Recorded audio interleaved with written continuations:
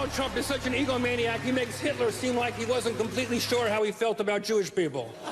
And now you're going to run for president. Don't you think that's a really cool idea, you guys? You'll keep him honest. You'll keep him honest, Donald. Personally, I hope you win, because I can't wait for the the inauguration.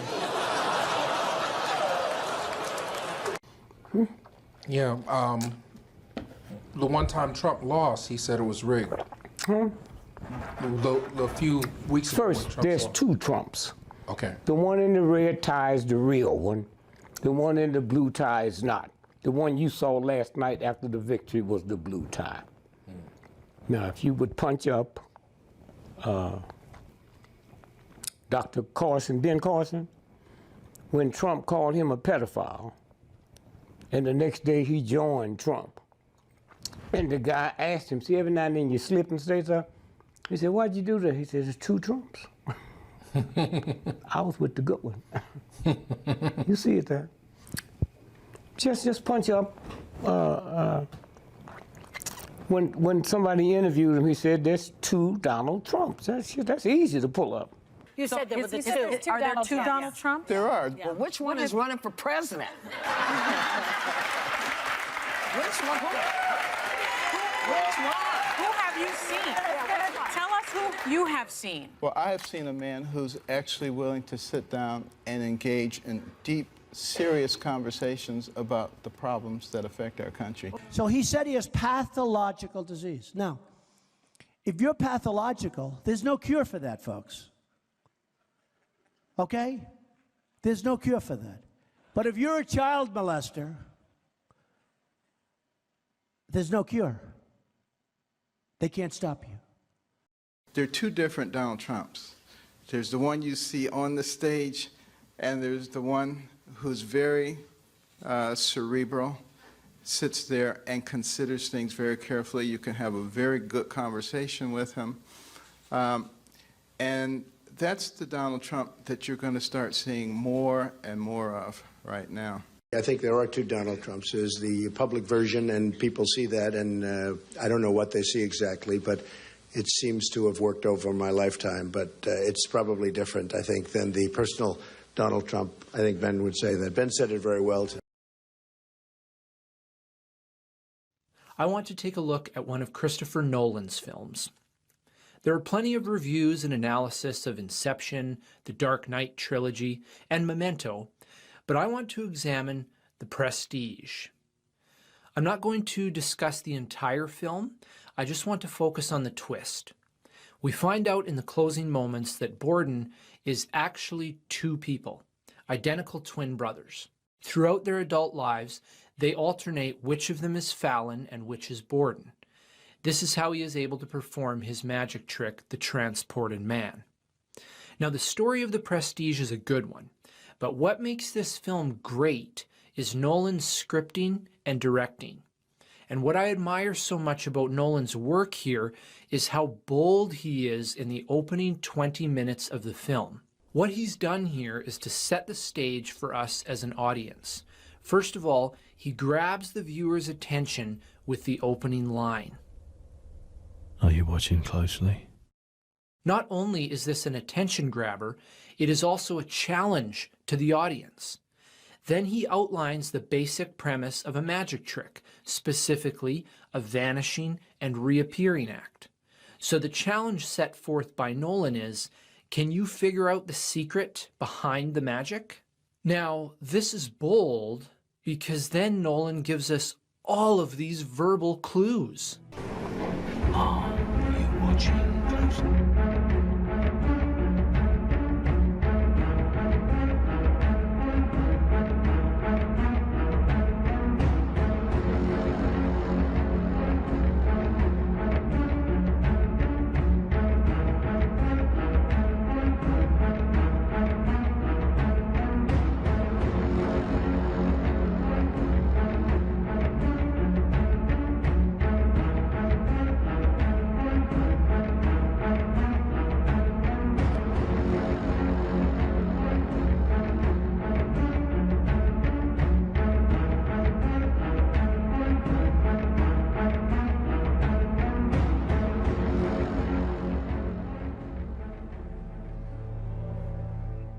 Nolan just told us the secret, and he accomplishes this through carefully mirroring these scenes. First, he shows us the same vanishing act as before, a simple magic trick where one brother disappears at the beginning of the trick, and then the other brother appears at the end of it. This trick is only possible because the brothers are identical. Then he shows us one of the brothers locked in a cage. And again, Nolan challenges us.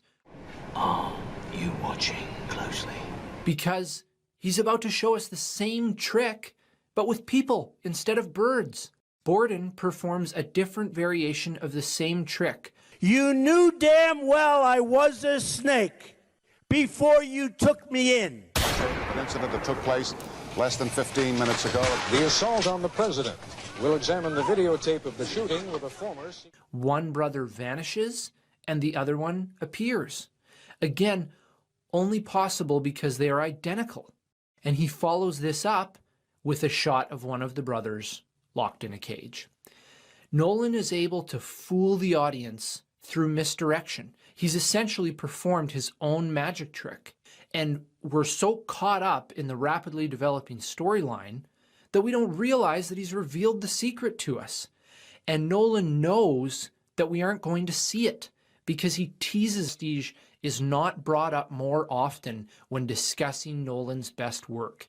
If you haven't seen it, I'm sorry for ruining the ending. And if you have seen it, watch it again. And this time, watch closely. We find out in the closing moments that Borden is actually two people, identical twin brothers. Throughout their adult lives, they alternate which of them is Fallon and which is Borden. They alternate which of them is Fallon and which is Borden. I'm about to go out for my interview with Jimmy Fallon. I'll call you back after I comb my hair. Talk to you in 3 hours. Me interviewing me, that's what I call a great idea. Of course it's a great idea. We thought of it.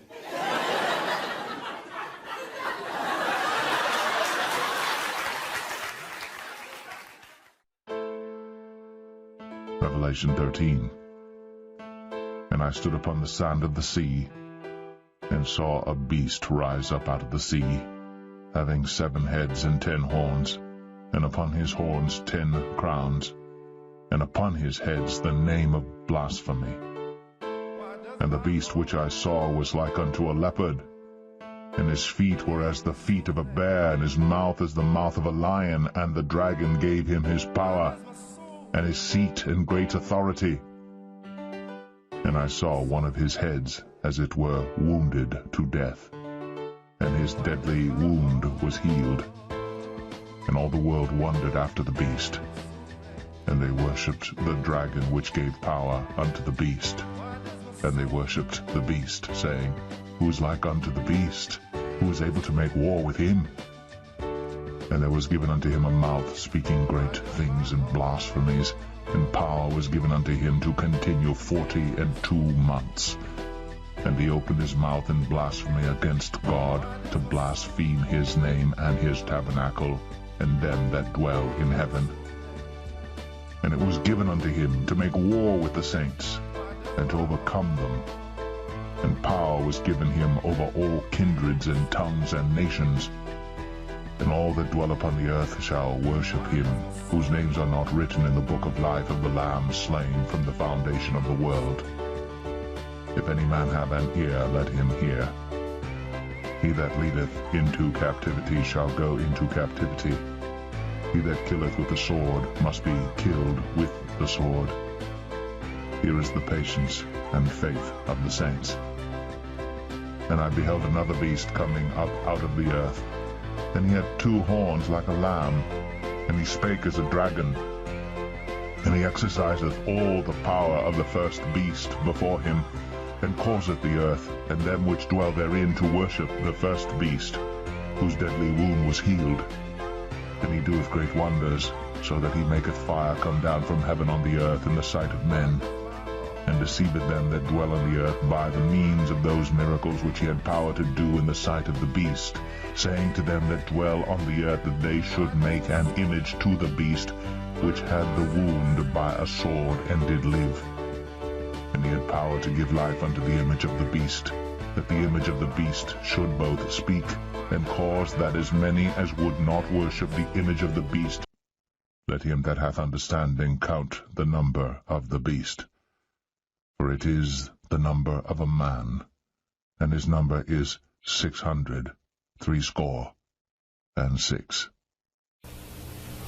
And to you, God, God of wrath and destruction to mankind, I say, do your worst, but we will prevail. Wake up.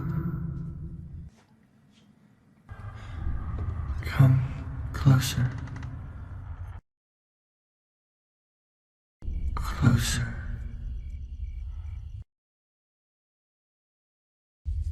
That is when the world will end.